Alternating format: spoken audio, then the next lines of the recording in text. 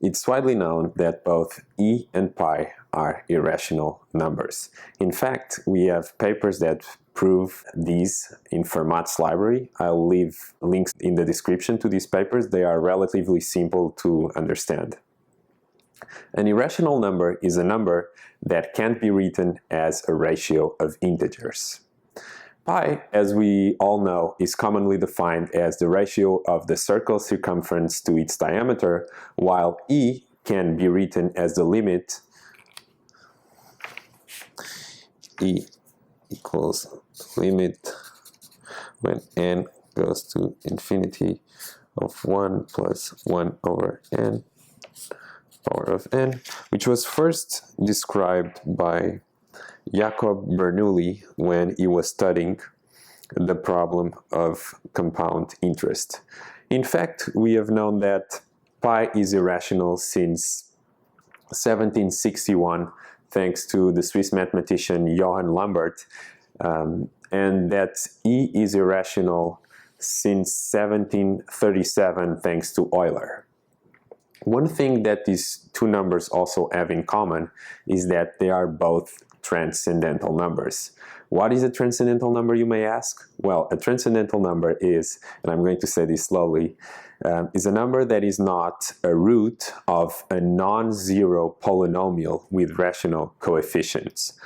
It seems complex, but it's actually pretty simple. I'll give you an example of a number that is irrational, but is not transcendental. So square root of 2, if we write the polynomial p of x equals x squared minus 2, if we calculate the roots of this polynomial,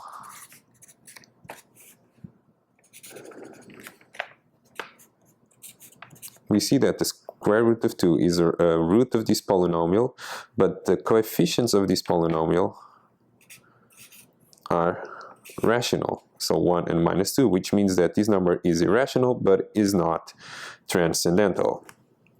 By the way, we also have proofs that in Fermat's library that e and pi are transcendental, although they are a little bit more complex than the proofs that these e and pi are irrational.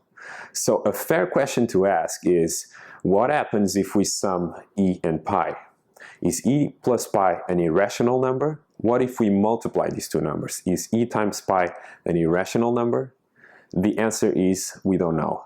In fact, there is a spot reserved in the history of math to the first person that proves the rationality or irrationality of these two numbers. However, there's one thing that we know. We know that at least one of these two results, e times pi or e plus pi, must be irrational.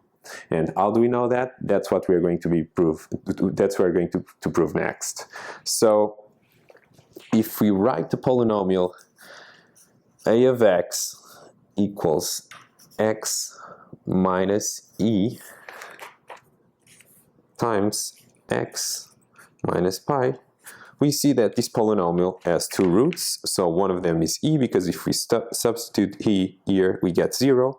And if we do the same here, substitute pi here, we also get 0. So it has two roots, e and pi. And we can also see that this polynomial a can be written as, if we multiply these two terms, x squared minus e plus pi times x plus e times pi. So e and pi are both roots of this polynomial. We also know that these two numbers are transcendental, which means that the coefficients of this polynomial, at least one of them, must be irrational. Well, 1 here, of course, is a rational number. We are left with e plus pi and e times pi, which means that at least one of these two numbers must be irrational.